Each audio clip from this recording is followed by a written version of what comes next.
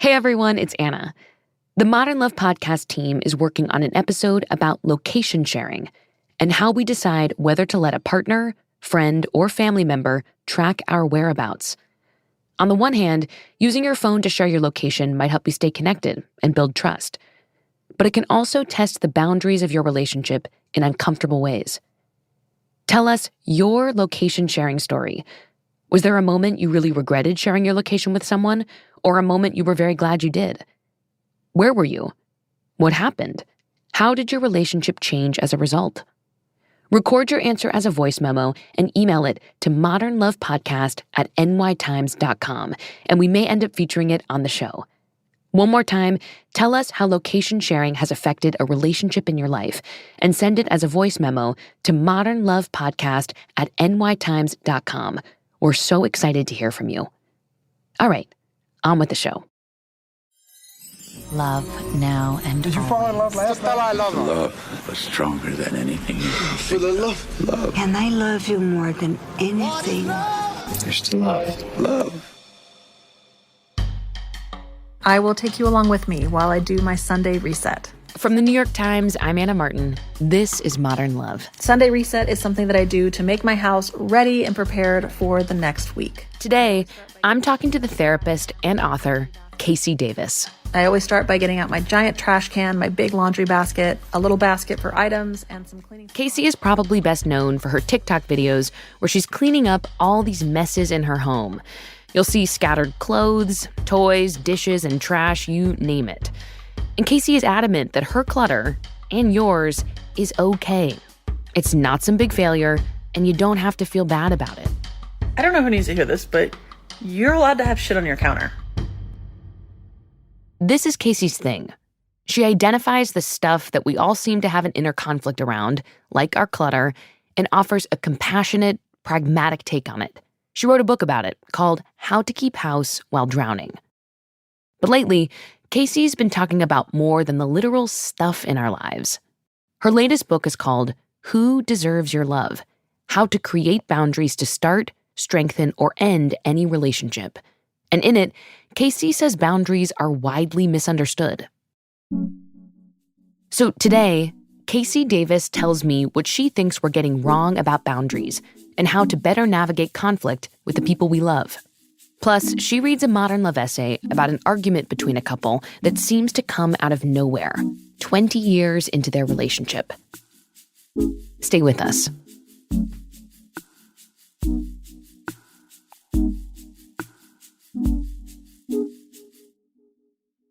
Casey Davis, welcome to Modern Love. Hi, I'm so glad to be here. We're glad to have you here. So, Casey, I want to start off by asking about what you're probably most known for, and that is your empathetic, extremely practical approach to housework and doing whatever works for you, even when you're struggling, just to keep yourself together. I want to know, where did that come from? Like, how did you find yourself posting videos of your dirty laundry piles on the internet? Yeah.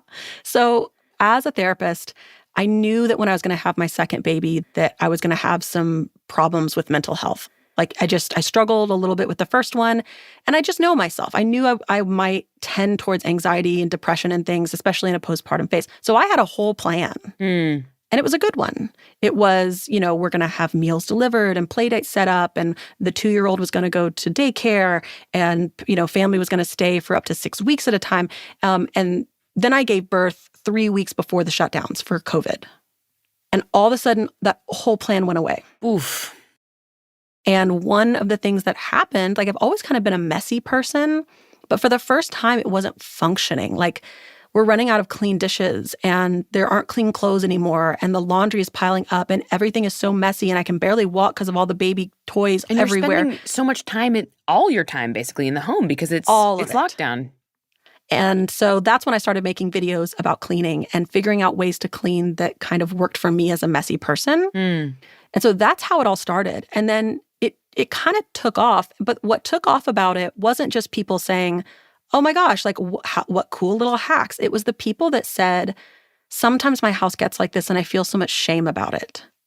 And that's when, the therapist in me was like, listen, like messiness is morally neutral. Say that again because it's such a central point. Messiness is morally neutral. What do you mean by that? What I mean is that it's not a character defect to be a messy person. It's not a moral failing to be someone who, isn't neat and tidy all the time.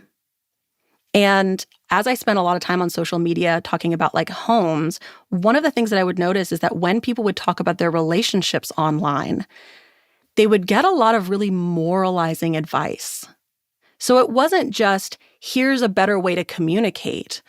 It was, how can you put up with that? I could never put up with that behavior. Or it's how, I can't believe that you left that person when they were at their lowest. Yeah. I would never leave someone when they are at their lowest. What do you mean you left because they had a mental health? Like, there was all of this kind of moralizing. And I saw people, it was like they were trying to fight two battles at once. They were trying to figure out, what do I do about my relationship? But instead of just trying to figure out, like, what's the right thing for me to do next, it was, and what does that mean about me? Am I weak for staying? Am I a jerk for leaving? Am I being, and so it really muddies the waters when trying to figure out what the best decision for you is.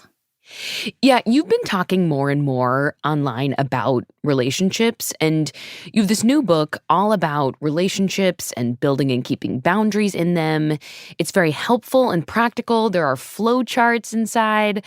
But something you say about boundaries in the book is that they are widely misunderstood from your perspective. Can you tell me why that is? What do people seem to think boundaries are? The misconception is that boundaries are about putting limits on other people's behavior. Yeah. Right? Mom, don't talk to me about my weight. Mm-hmm. You cannot talk to me that way. When you go one layer down, lots of people will try to address what's wrong about that by going, it's actually boundaries are about putting limits on your behavior. Yep. Right? It's, I'm going to walk away from this conversation if you keep talking to me this way. I'm going to not bring my kids to see you if you don't get vaccinated. But even then, we're missing what boundaries are really about. Because both of those, I think one's a little bit more right than the first one, right? Right. But it still makes it a very external exercise where the decisions and the consequences and okay, Mom, you can't talk to me that way. Okay, well, Mom is still doing it. So what now? Well, now I need a consequence. Okay. Well, then I won't see her ever again. Okay. Are you ready to get rid of an entire relationship with someone over this thing here? And maybe you are, but yes. Okay. Oh, well, actually, she watches your kids on Thursdays. It's the only way you can work. Oh, Right, well, right, okay. Right. Like, we get real sticky real quick. I would say there's this third option where we say that boundaries are an internal understanding of where I end and where you begin. It's where my feelings end and your feelings begin.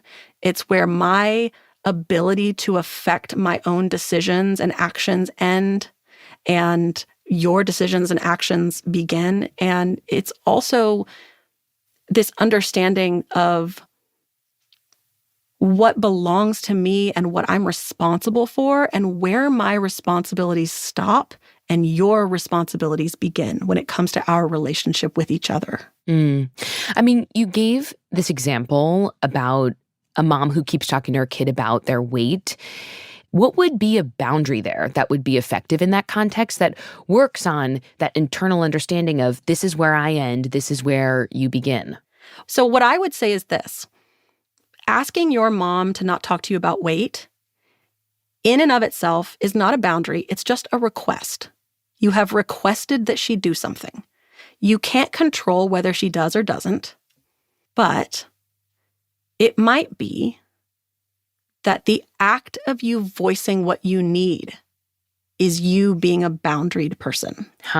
Like, if my mom discounts me, if she dismisses me, if she keeps doing it, I still had a boundary. Because the boundary was, I'm not going to care more about taking care of feelings that don't belong to me than I am about taking care of feelings that do belong to me. Oh, I see what you're saying. It's like, I'm not going to care so much about my mom's reaction to what I say. That's not my responsibility. That's where she begins. Yeah, I mean, that makes sense to me. And then it's also like when you're describing this maybe more common understanding of boundaries, I picture like a wall. It's like, thou shalt not pass my boundary, like it's like I'm staking this line in the sand. That's the sort of maybe more common conception. What's a better way to think of like your understanding of boundaries? Kind of putting you on the metaphor. Air conditioning. Wow, you had it. Tell me what that means. Okay, so I used to work in drug rehabs. Yeah. And when I was an executive director, we'd have this like morning meeting and everyone would come in and they'd kind of give their little reports. And I would often get people come in and they would report on something happened with the clients and it would be like very urgent. Like, okay, this happened and this happened and this happened. And that kind of like anxiety is really contagious. So you can find yourself being like, okay, we got to get the mom on the phone. We got to get, right. They're saying they want to leave. They're saying, right. Mm-hmm. And what I realized is that I used to have to tell my staff, like when someone says something to you, the client's coming to you and the client's treating this like it's urgent. Instead of just automatically adapting the level of urgency that someone is trying to give you about something, I said, I want you to envision that you have this like invisible barrier, and inside your barrier, you have a thermostat. And the thermostat is what dials up or down like the level of urgency and panic. Don't look at how how high their thermostat is set. Look objectively at what they're telling you. I'm out of my medication. I want to leave. This person has said this to me, whatever it is, right? And then you decide what level of urgency you think is appropriate for this matter. And set your own thermostat. I want to talk about another idea that you also take issue with, similar to how you think about boundaries, which is this idea that you must love yourself before you can accept love from another person. That's something I feel that's been like ingrained in my psyche. I see it on Instagram all the time. Like, it sounds like it makes sense. So what's wrong with the idea that we must love ourselves before we're able to love someone else? So I wouldn't say there's anything wrong on its face, but like all therapeutic concepts that have made their way into pop psychology, in order for that to happen, it goes through like a memification process where it gets really slimmed down, really simplified. And the truth in that message is that if I'm trying to fix my feelings of unworthiness by being loved by others, it won't work. Yeah. It doesn't work that way. But what that can sometimes become is this message that unless you can meet all of your emotional needs by yourself, unless you can repair all of your wounds, only when you have fixed your self-esteem can you then be in a healthy relationship. And that's not true. It's a high bar. Yeah. And I mean, a lot of times when we say like relationships, I think in the context that we're talking, we're often kind of referring to romantic relationships because those are the ones that we perceive as kind of being optional. But the truth is like you are in relationships. You may not be in a romantic relationship, but like regardless of how healed you feel, you are in relationship with people. You don't have to wait to be put together before you can enjoy, pursue, or be in a healthy way in a relationship. In a way, I think that so many modern love essays are about people figuring that out. Do you know what I mean? Like realizing that they are deeply imperfect and yet they find this amazing love, or like, I have this beautiful love. I can accept this beautiful love. I can give it. You're about to read a modern love essay for us that feels very resonant with the advice in your book. I can basically imagine the author having like a copy that's like dog-eared and marked up on her nightstand. Before we get into you reading this essay, do you want to say anything to tee it up for us, why you chose it, why it resonates?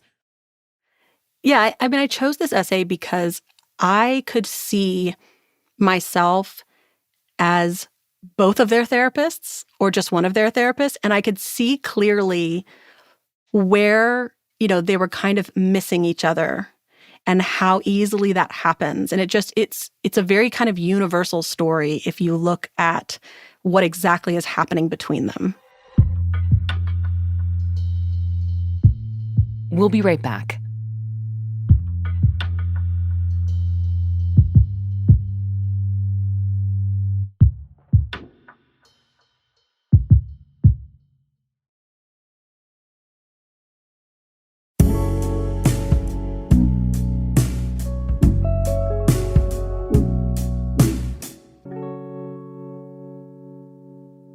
Is My Husband a Doormat?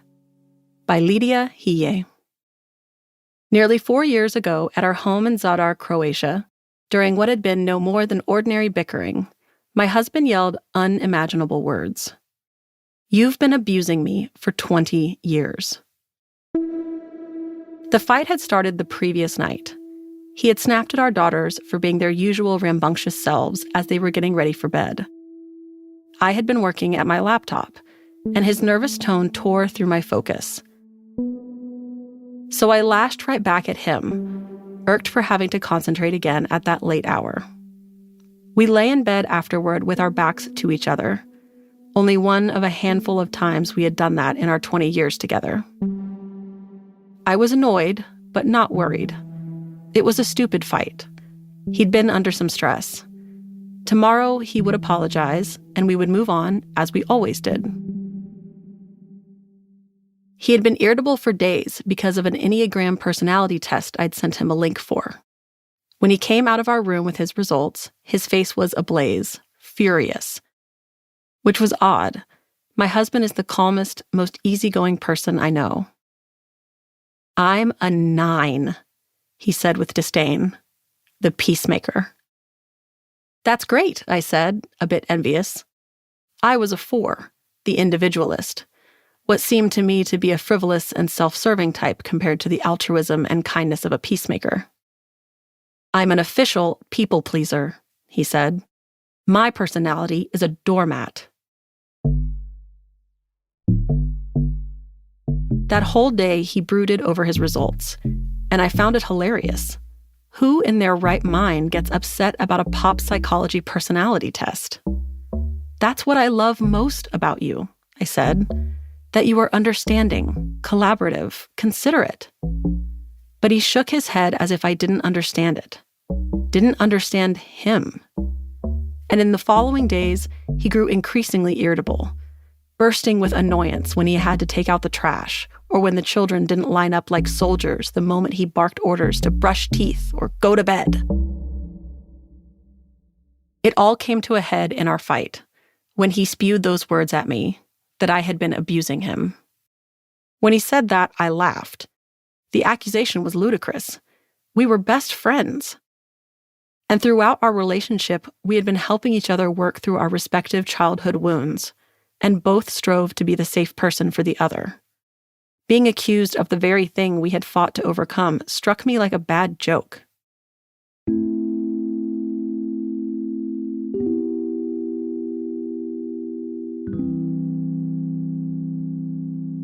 But after I laughed off his accusation, he persisted. And after I pushed back, he insisted. What seemed like years of pent-up frustration gushed out of him. "You're so controlling," he yelled. "I can never go anywhere without you guilt-tripping me. You always give me the evil eye when I say I'm going for a run or kite surfing. I can't do anything for myself without you resenting it. Everything I do has to be in service of you or the kids." Some of that might have been true earlier in our relationship, but it had been years since I had worked through my insecurities. Now, I actually liked when he went kite surfing or running because he was happier, more relaxed afterwards. And I had no idea he begrudged all he was doing for our family. We were splitting the chores fairly, I thought. I cooked, he drove the children to activities. He took out the trash, I did the laundry. But now he was saying he felt like I was inflicting those chores on him, stripping him of his freedom.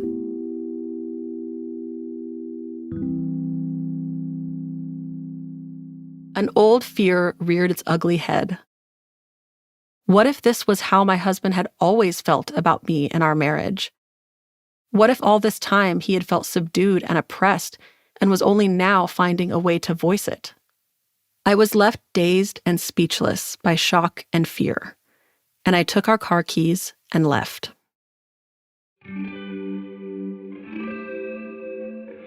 For the longest time, I paced the sea promenade in the westernmost part of our town, exasperated. From where I stood, I could see the boardwalk on the other side of the cove. 20 years ago, while we were falling in love, we sat on that boardwalk as I told him about a fight I'd had with my parents. He listened, but didn't offer solace or commiseration, which I thought was strange. When I asked him what his parents were like, he said, "I'm lucky. My parents are great." Those words were jarring. Not just because we were 18 and I had never met a teenager who liked their parents, but because there was something borderline insensitive about the eagerness with which he said it, given my own distress. It took years for me to understand that he hadn't been rude or insensitive. He had only been working hard to convince himself of his own words. The truth about his parents slowly revealed itself to us over the first decade of our life together, often through their own words. His mother told me she hadn't planned to have him. When she got pregnant, his older brother was 4 and his father was stationed away. She was struggling, so she made plans to have an abortion. His father intervened, but I sensed that she still had reservations. Perhaps there was a part of her that never fully accepted her son. Over the years, my husband told me stories from his childhood that he thought were normal, but struck me as neglectful, or that made him feel like a burden. Like his mother not visiting him in the hospital when he was a toddler, or acting as though his lunch money for school was a big expense.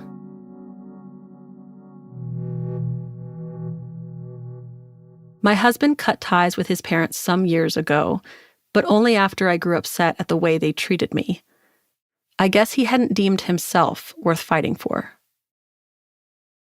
He may have cut ties, but the feeling of being a burden remained. He was still censoring himself, making himself invisible by not asking for anything. It wasn't that I was controlling. It was that he was preemptively trimming his own wings before even asking for what he wanted or needed, and then resenting me for it. I came back home to find my husband sitting on the couch with his head in his hands. He looked at me, all the fight already drained from him.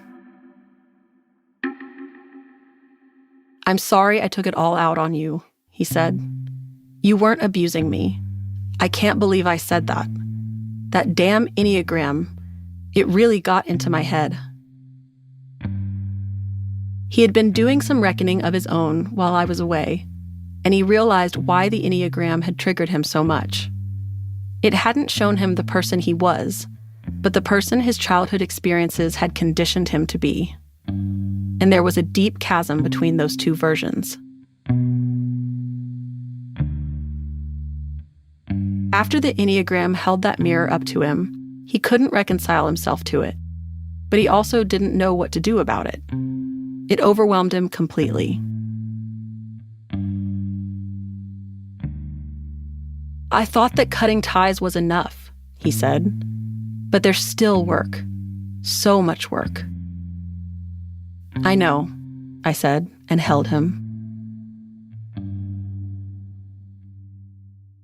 The next time the wind blew a constant 20 knots, the kind that's perfect for kite surfing, my husband grew antsy as usual, wired like a tightly coiled spring.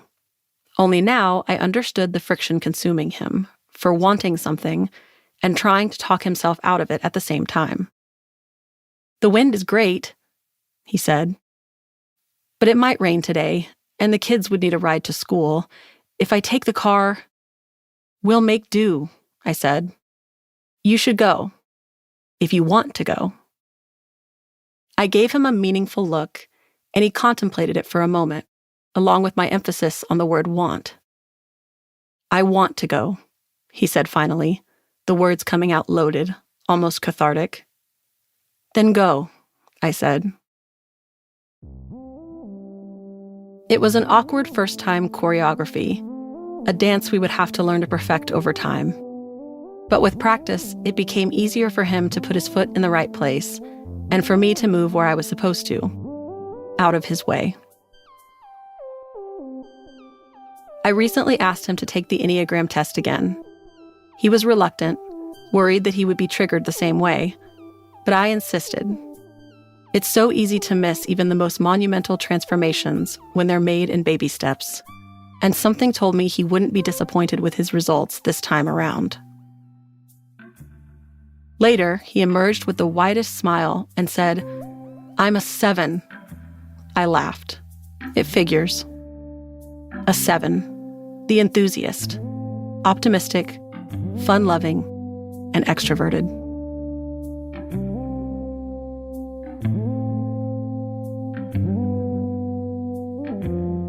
When we come back, Casey Davis explains what this couple did right and how boundaries helped heal her own relationship with her dad.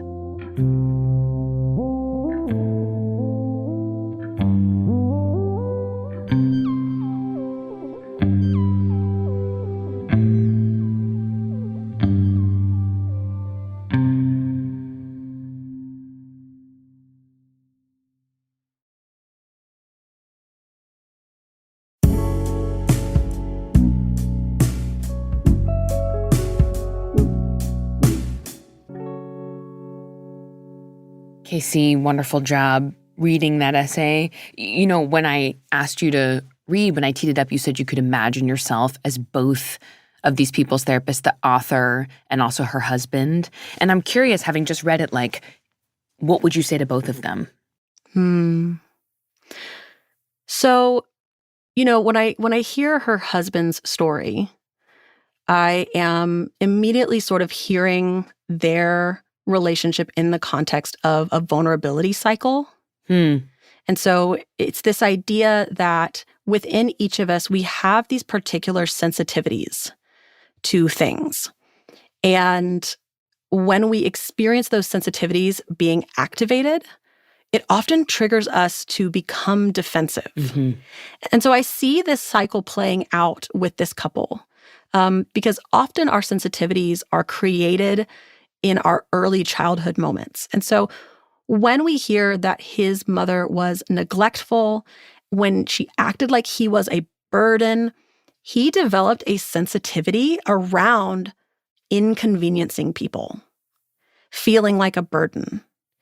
And part of his defense mechanism is to kind of overextend how he's paying attention to everyone else. So to be hypervigilant, you know, so that when his wife kind of looks at him a certain way, he's interpreting little movements of her eyes as, okay, she's irritated that I did that. The beginning of the essay, yeah. She just looks at him, she looks at him annoyed by her own admission, but yeah, it's bigger for him. Yeah, when you hear him say things like, every time I go out, you give me the evil eye. Right. So it's easy for a couple to kind of fall into this like, no, I don't. Yes, you do. No, I don't. Yes, you do. About the evil eye or whatever, right? But when in reality, what's happening is that his defense mechanism is that I'm going to become hypersensitive to when someone is irritated with me. I'm going to make myself small so that they don't think I'm a burden. And, you know, in that way, that's how I'm going to kind of move through life. Because if someone's upset with me, it means I'm a burden. And if I'm a burden, I'm unworthy and I'm not lovable and kind of all those things leapt up from mom, right? And so part of what he's been doing in his marriage as this defense mechanism, like, and she nails it, right? She sees it off the bat, trimming his own wings. Well, I just won't go. It's kind of funny because it reminds me of a conversation I had with my husband one time where I was like, I want to go, you know, I forgot what it was. I want to go get my nails done on Thursday. And he was like, okay, I mean, I have something, but I need to move it. And I remember one time being like, I hate that you acted that it was like inconvenient of me to go get my nails done. And he looked at me and goes, it is. And he like didn't mean it in a mean way. He's like, but it is inconvenient. Yeah. It doesn't mean that I'm not like willing to do it. Totally. It doesn't mean that I think you're doing anything wrong. It doesn't mean, and it was just wild for him to say, you're allowed to inconvenience me. Yeah. That's powerful. And I was like, oh. But just like the guy in this essay, I was interpreting, well, I'm not allowed to inconvenience. I mean, the vulnerability cycle is a large part of your book. And you said it where like the author of this essay, she does a pretty remarkable job at realizing that they're caught in this cycle. Like diagnosing it, as it were, working proactively to break that cycle.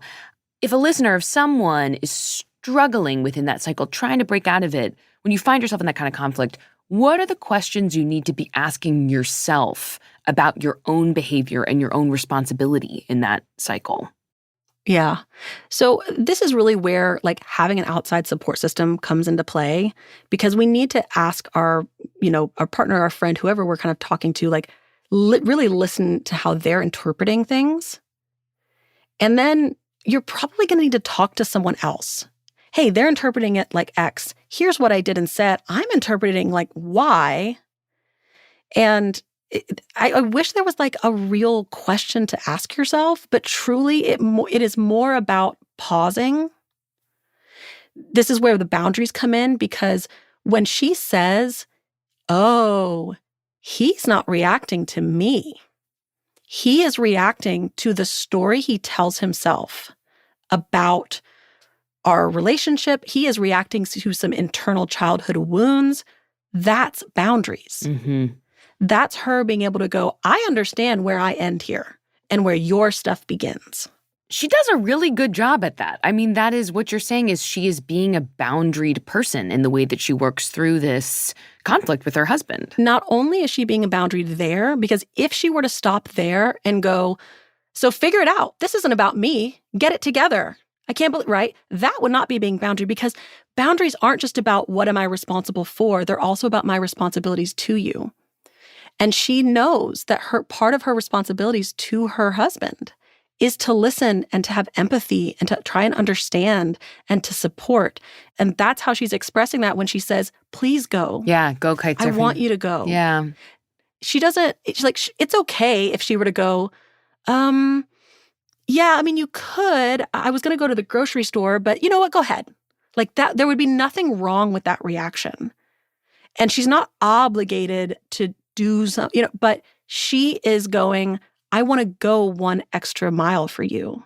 I want to act out of love and tenderness because I feel like I'm responsible for that. And I want you to hear me in this moment, and I want to help you. That's also boundaries. I wonder, like, moving it outside of the experience of the author and her husband and just sort of generally, if you're in a relationship where you acknowledge, you realize like something really has to change, how do you decide whether it's going to be worth the effort? Clearly in this essay, they make that choice, but let's say just like zoomed out, yeah, how do you know if it's worth it to put in that work? It's a great question. And I think what's important is to remember that in any relationship we're in, the first step is always questioning the story that we are telling ourselves about what's going on. Mm-hmm. Like we have these stories, right? And those stories trigger our own sensitivities and our own defense mechanisms and kind of make the whole thing worse. And so when we have sort of looked at our stories, challenged that maybe they're not quite accurate, and we have gone to the other person in the relationship and gone, okay, I've looked at this on my side. Here's where I think maybe I am reacting defensively. Here's where I think maybe I have some sensitivities. Here's where I think maybe those sensitivities are coming from. Here are some ways that you are behaving that's hurting me. And ideally both of you do that, or you at least invite the other person to do that. If they don't, that's when you have to start asking yourself, like, okay, like, how long do I fight for this? Has this kind of thing ever happened to you where you had to step back and say, like, what is the story I'm telling myself about this relationship? Yeah. Interestingly, the first time that happened was my dad. My dad and I had a really rocky relationship growing up. And he had some addiction problems. I had some addiction problems. And one of the earliest stories that I told myself, because my dad and mom had a really bad custody fight. And my dad fought for custody, even though I wanted to go with my mom. And my dad really struggled to show emotion. And so, he was kind of cold in my mind. And so the story I told myself from a very young age is, my dad doesn't love me. He kept me to punish my mom, and he doesn't love me. And there were some real not okay behaviors around the addiction, but that was how I interpreted that for a long time. And I'll never forget like being in rehab at 16 and having a family session with my dad and me bringing this up, like my dad, you just did this to whatever. And my sister, I have a half sister, we have the same dad. My sister pipes up and is like, that's not how that went down. Huh. And says, Dad swore he would never give up time with another child again. And he fought really hard because he didn't want to be a weekend dad. Mm. He wanted you to have a dad in your life. Now, that doesn't mean, so all my feelings are invalid and it was totally okay that there was addiction, right? But in that moment, the story that I had about my dad's behavior changed. Again, it didn't make it okay that he wasn't emotionally available or that he was kind of an angry drunk sometimes. But something inside of me as an adult was able to heal a childhood sort of story, and it changed the way I interacted with my dad. Because I'm no longer operating from this story of I'm not worthy and you didn't love me. I'm operating from a more adult story of you were broken in some ways and you were deeply wounded in a lot of ways and you didn't have skills that you didn't have and you probably didn't have them because your parents didn't give them to you. And it's not an excuse or it doesn't make everything okay, but it's a very different kind of pain to grieve that childhood than it is to grieve that you weren't loved. Yeah. Can I ask, what is your relationship like with your dad now? So my dad and I are actually really close now. Amazing. My dad ended up getting sober and taking a lot of responsibility for childhood, but that didn't happen until after I had sort of challenged that story and had some boundaries around how I interacted with my dad. And, I had to ask myself, am I able to heal from these wounds in this relationship? Or will it require me disengaging from this relationship to heal? And I was able to answer, and I was able to come to the conclusion that I could continue on a healing journey while in a relationship with my dad, but only because I recognized he might never change. But I'm glad, and I'm so happy that we have a different relationship and we're very close today. And but yeah, it all starts with sort of challenging that story. I am so happy for the two of you. That sounds hard-won and difficult in a lot of ways and also very beautiful. Casey Davis, thank you so much for this conversation today. Thank you.